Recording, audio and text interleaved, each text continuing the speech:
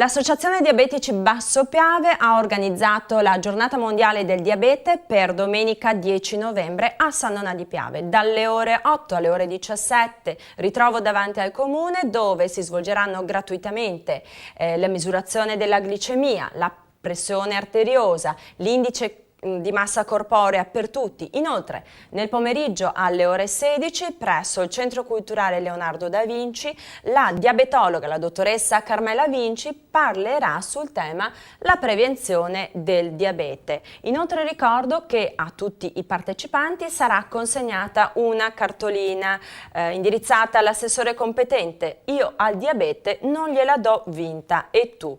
Alla fine della cartolina gli aderenti chiedono appunto all'assessore di adeguare al più presto le procedure e le prassi delle aziende sanitarie a quanto proposto dal piano. Chiedono all'assessore di fare la differenza a non darla vinta al diabete.